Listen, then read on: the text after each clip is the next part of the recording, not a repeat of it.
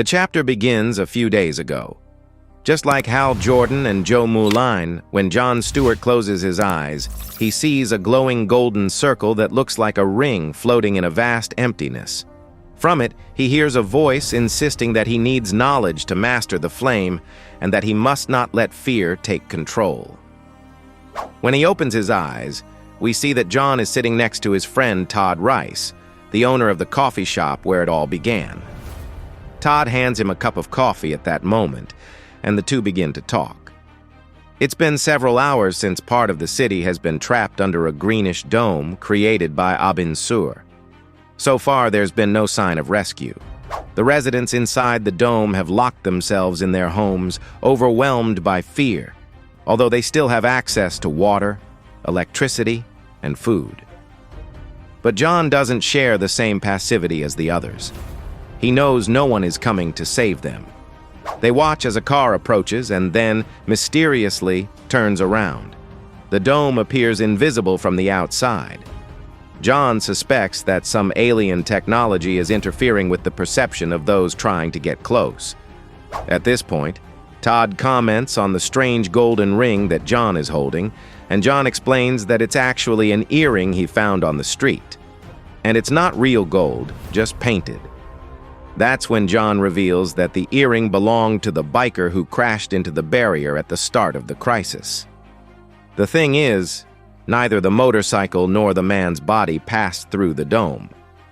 Only the earring did, which leaves Jon deep in thought. To test a theory, he throws the cheap piece of jewelry toward the barrier, and once again, it passes through without resistance. Still not fully understanding what's happening or what the rules of the barrier are, Jon remains confident that he'll figure everything out, and that's why he decides he needs to speak with Hal Jordan.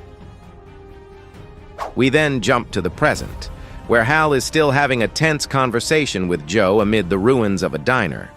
He can feel the energy of the Black Hand pulsing, hungry to devour the green light radiating from his friend.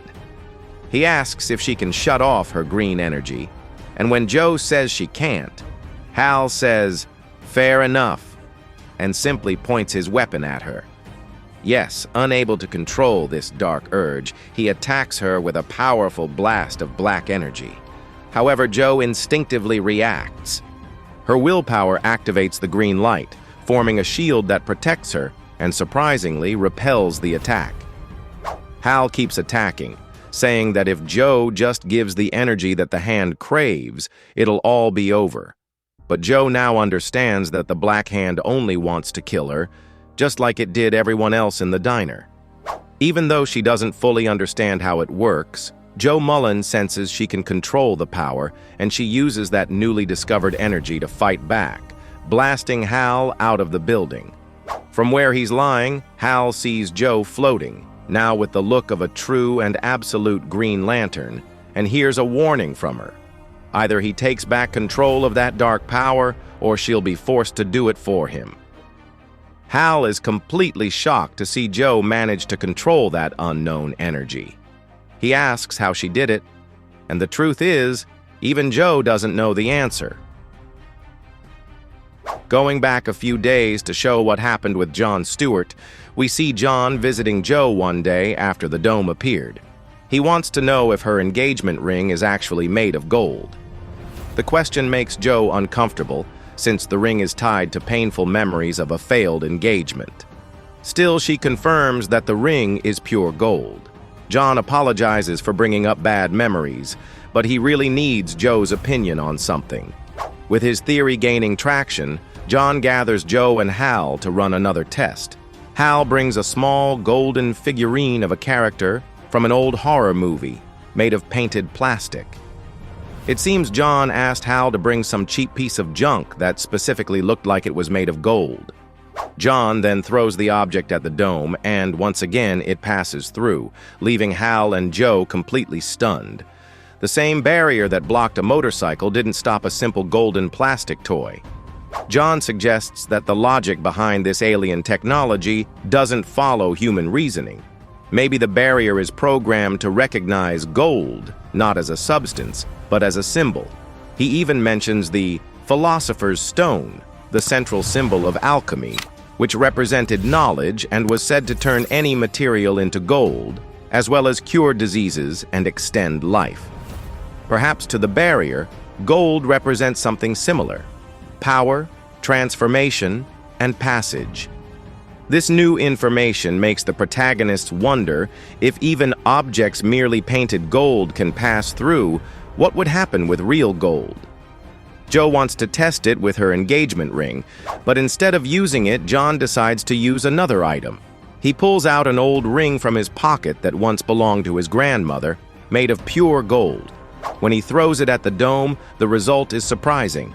The ring passes through and, in addition, creates a temporary opening in the barrier. It only lasts a few seconds, but it's enough to prove there is a way out. This scene reignites the hero's hope. They even consider that if they could gather enough gold, maybe by asking everyone in the city, they might be able to open a gap wide enough to escape. However, John still doesn't think that's the real goal. He believes that's not the lesson they're being taught. That's when they are suddenly interrupted by another appearance of Abin Sur. Just like he did with Guy Gardner, he appears to pass judgment, this time specifically on John Stewart.